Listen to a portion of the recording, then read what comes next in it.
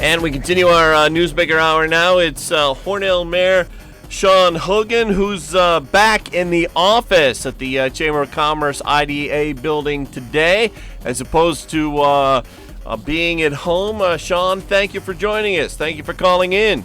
Well, it's my pleasure. I'm one of your bullpen guests. I'm available when you forget to call somebody else.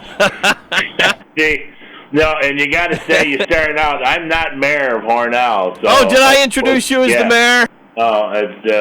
You're Shawn Hogan, the IDA official and consultant. Well, sorry for the wrong title there, Shawn. No problem. But if you could put your former mayor's hat on, I wanted to ask you a topic that the current Mayor John Buckley, brought up this morning: AIM funding, the aid to municipalities, possibly being cut by the governor in this extreme situation. Your thoughts? Well, I certainly don't. I hope that doesn't happen. If anyone's been following this, and the last time I was on the show, I encouraged all your listeners to contact their representatives at the federal level, whether it be Tom Reed or Higgins or your senators Schumer and Gillibrand, and to press the federal government to hurriedly and quickly pass aid to states and localities. They have borne the brunt of the costs of this COVID virus, and also the economic downturn because of the virus. Many of our local governments, our counties, our cities, villages, they depend upon sales tax as their major revenue. And when the sales tax drops to the level it's dropped, now the controller just announced a week or so ago that it dropped by about 27% statewide. That's not good. And when a city like Hornell, which sales tax equals its largest, or if not its largest revenue, that doesn't bode well for our frontline workers, our police, our fire, our DPW. Anyone involved in public service could be taking a serious hit. Now, I know most of our AIM funding for the city of Hornell, at least when I was in office, came at the end of March. So, if they're going to cut AIM, the impact would be felt later in the year. But if it's going to happen, I'm sure the announcement would be made. The city gets a small payment in AIM in October of each year, and then the majority of it, I would say probably about 90% of the rest, comes at the end of March, which equals around the end of the budget year. Hopefully, the Senate will act upon the bill that the Congress has put forth, the House of Representatives, which includes aid to states and aid to local governments. And it's broken down based on population, based on the number of cases of COVID. It's a different kind of formula. But that bill is right now been passed, and it sits in the Senate. And Mitch McConnell, as you know, has had a pitch battle with the governors, saying that he's going to wait and see how it plays out. But there's no time to wait. There could be another wave of layoffs that would be in the millions, and they would be your frontline workers, your paramedics, your firefighters, your police officers, your DPW workers, your water plant and sewer plant workers. So it's important that everyone reaches out. Everyone reaches out to their federal representatives, and also, like I said, get online, call Mitch McConnell, and tell him to do the right thing. It's no time to play politics right now. What we have to have is unity and a unity as a community, unity as a state, and unity as a nation. That's what makes us strong as a nation. We're a melting pot of cultures and ethnic groups, and we've all learned to live together for the most part and create a very powerful nation. It's time for us to reach out and work together in unity to make sure that as we move forward that we do so with unity and common purpose. Shawn Hogan from the Hornell Industrial Development Agency talked about this in the last half hour with Mayor John Buckley. Nicole Malliotakis, the downstate Republican Assemblywoman, says that she wants to limit the governor's emergency powers. I wanted to give you the chance to respond to that. She says that during the coronavirus outbreak, Governor Cuomo used the expanded legal authority of the state's emergency to issue shutdown mandates that brought the state to a halt. And she criticizes his handling of the whole COVID thing. Your thoughts? Well, it's easy, and it's easy to sit on the sidelines and cast aspersions and criticize. I think the governor gets high marks for his handling of the COVID-19 crisis. I know a lot of people are angry about the nursing home situation and some of the policies. I think that's not just germane to New York. If everyone follows and reads national news accounts, that the nursing home situation was horrible throughout the country. They were the most vulnerable of our population. And the governor, to his credit, he admitted publicly on TV that the mistakes were made and they didn't get everything right. I thought that was pretty refreshing to have a politician admit that, yeah, we didn't get everything right, and yeah, we made mistakes. We did the best we could with the information we had. So that's the way I look at it, and you go back to unity. Everyone makes mistakes. Unfortunately, there were lives lost, but you're dealing with an unseen, unknown, previously unknown virus that people had no idea, even our medical professionals, how to respond to. And they're still finding out different nuances to the virus that have affected certain segments of the population. Our young children with the inflammation disease, some of our younger victims of COVID, I'm talking in the 20s and 30s and 40s, who suffered strokes and blood clots after suffering from COVID. There's a lot of unknowns out there about this disease, and I think our medical scientists and our professionals are doing very well in a short period of time. And if we, like I say, stick together as a community and as a state and as a nation, wear our mask in public, do what we're asked to do, we'll get a handle on this. How about the New York Forward program that Governor Andrew Cuomo's been talking about, the Loan Fund program from New York Forward, Shawn? What do we know about that at this point? Well, there's going to be a webinar tomorrow morning on this with state officials, but it's a $100 million fund called New York Forward Loan Fund, and it's targeted to our small business community. With businesses with 20 or fewer full-time employees, which is about 90% of our small businesses and not-for-profits. This loan program includes eligibility for not-for-profits, small landlords that may have had a loss of rental income, and things of that nature. So we'll find out more about it as we have our webinar tomorrow about the program, but it's going to be run by 5 community development institutions, in the state, the Community Preservation, National Development Council, Trust Fund Financial, and you have to apply directly to them. So we'll know much more about it tomorrow.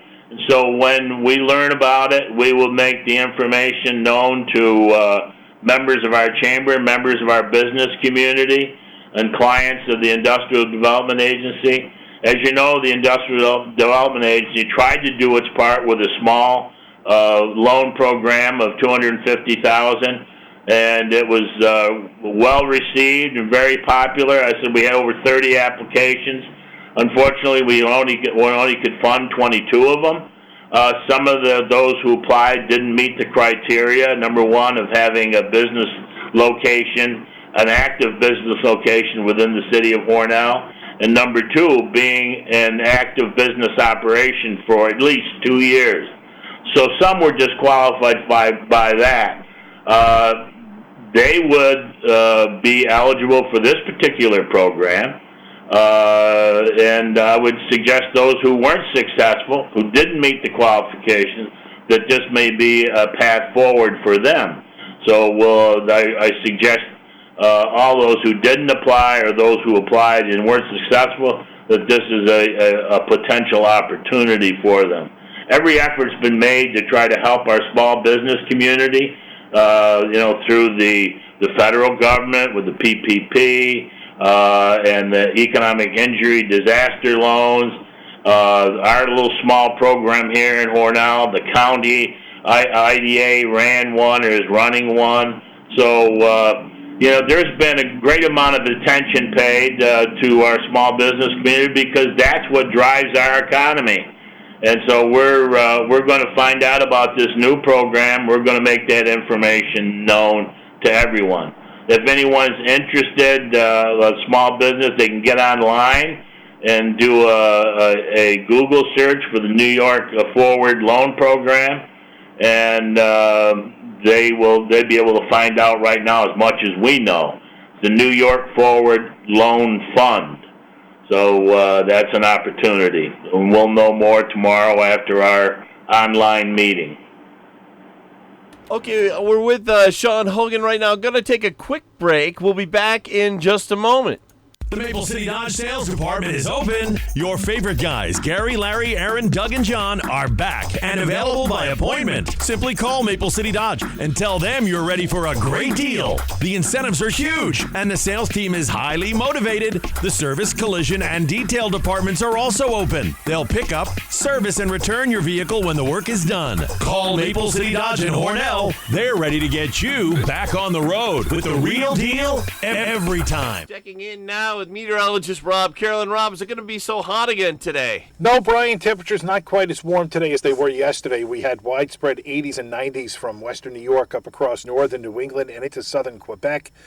We won't be quite as warm today because we've got cloud cover, so sun won't be as bright as it was yesterday.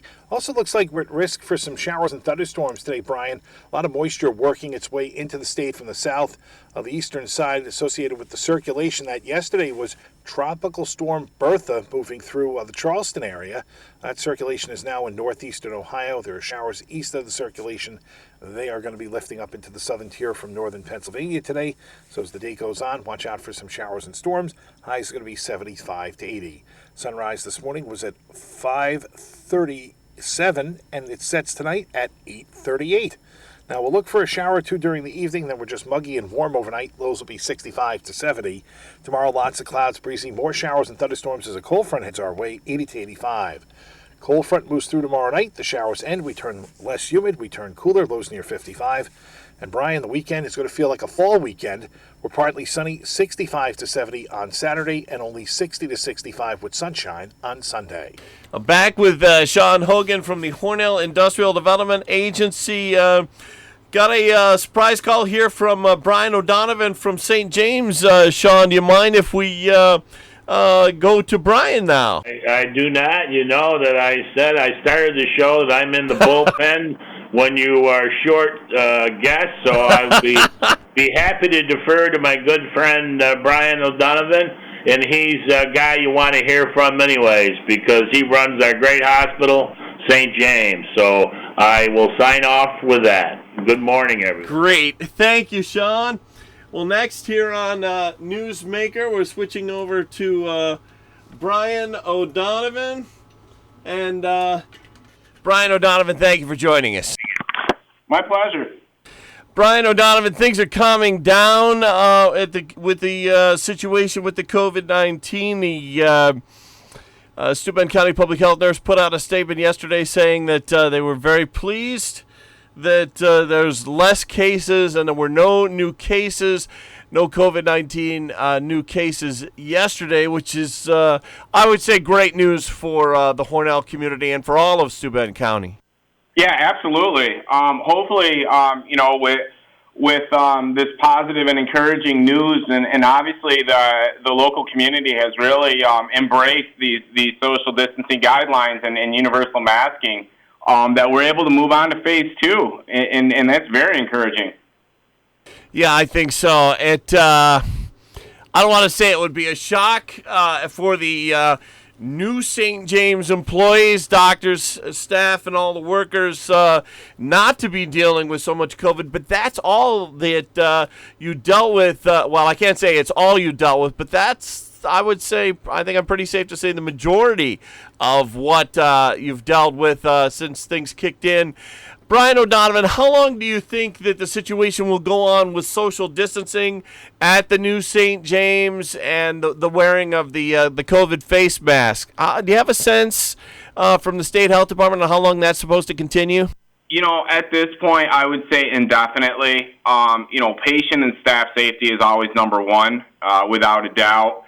Brian, until a vaccine is approved through the FDA and mass distributed, it's an indefinite situation. Sure thing. Talking now with St. James CEO Brian O'Donovan.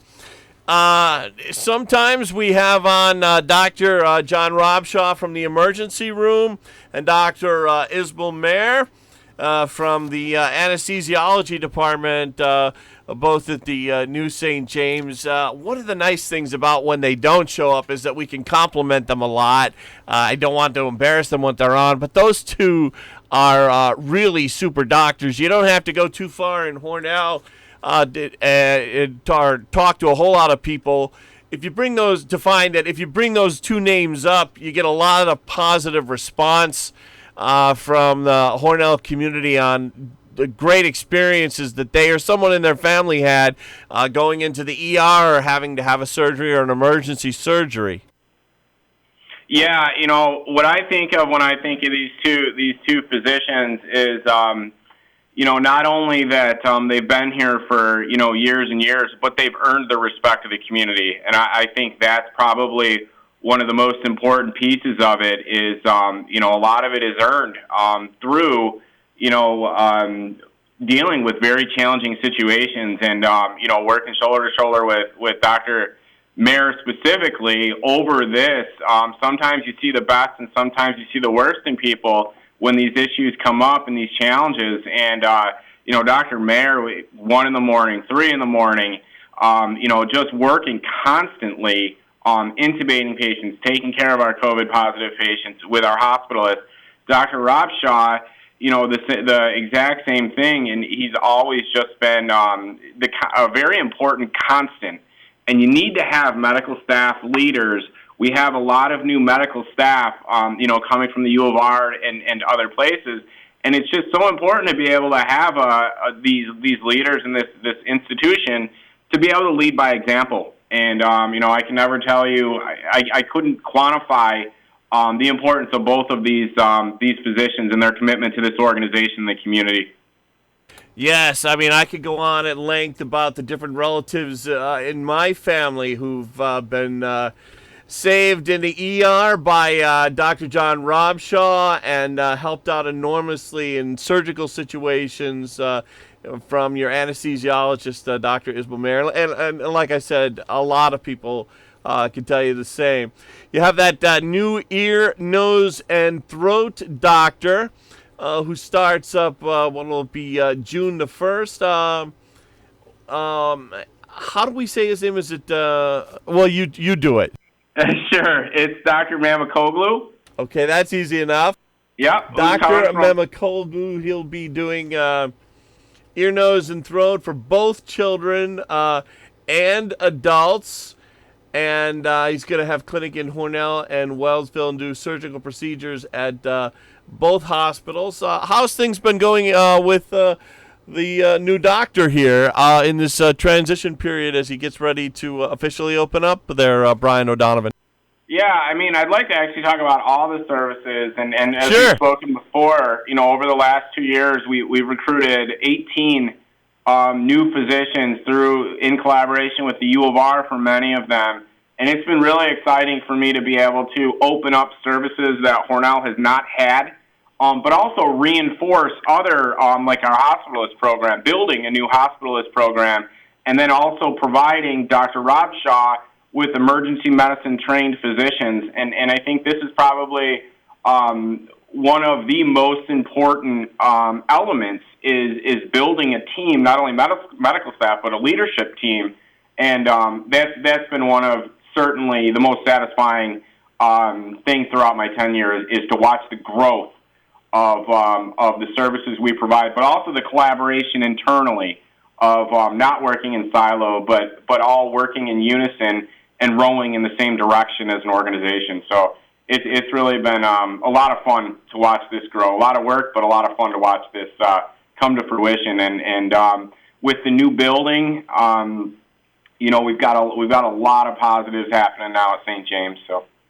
Yeah, and when you go and talk to the workers at the new St. James or at the medical office building, they'll all say, you say to them, what do you like better about the new building? And they all say the space. It's so much more room to work in, and everybody pretty much agrees on that. As far as the old equipment being brought over and the new equipment, how's that situation there, Brian O'Donovan? Yeah, so Brian, what we've done, I would say probably 90%, all of our imaging equipment is brand new. What we did bring over, we had purchased prior some clinical monitoring equipment for the inpatient floor. So we did bring some of that over. That was about a year old. We bought it prior to moving in because it was certainly a need. And then a couple of other things that we brought over. We have previously spoken about the vent issue, right, that we had a couple of months ago. And so we were going to trade that and donate that equipment. We ended up keeping all of our vents for obvious reasons. And so we brought over, I believe, 7 ventilators. And we're holding on to those until we are completely through this COVID pandemic. I'm glad you brought that point up. That's very interesting. Brian O'Donovan, CEO at St. James. As far as resuming the regular procedures there, you're resuming them at the new hospital. So everything is being done for the first time at the new hospital. By old and new employees alike, I guess I'd say. How's that transition been as you get back into things calming down with COVID-19 and getting things running normally at the new hospital, Brian O'Donovan? Yeah, so in terms of the OR, I can tell you last week, which is obviously very exciting, was we actually hit, we had all block utilization full based on pre-COVID volumes. So we hit our pre-COVID budget numbers, which is really fantastic. Because if you think about it, Brian, during the peak of COVID, until we could start electives, we were down to 5-8% of our pre-COVID budgeted volumes. So to be able to hit 100% a month after, is just it's very encouraging, and I'm certainly optimistic about where we're going. In terms of our team, it's led by Dr. Mayer. It's led by Deb Spratt, our OR RN, and our team is just stellar. We have lots of experience, and so have been able to adapt very quickly and acclimate to their new space and make sure that we're seeing patients in a very timely manner. And our surgeons have done a fantastic job as well with adapting to the new environment. And really just great feedback from the ORs. It's very different from where we came from. Brian O'Donovan, CEO at St. James. Down to the last, 60 seconds or so. Any final thoughts? My final thoughts are, looking at the numbers from positive COVID tests to where we were 2 months ago, I'm just really encouraged and, would definitely would like to see our community, who's done a great job thus far with social distancing, universal masking. I mean, that's the way that we continue on to phase 2, 3, and 4. So, hats off to our community. Brian O'Donovan, want to thank you so much for calling in, and please stay on the line. It's AM 1480 WLEA Hornell, and now heard on 106.9 FM. Fox News coming up.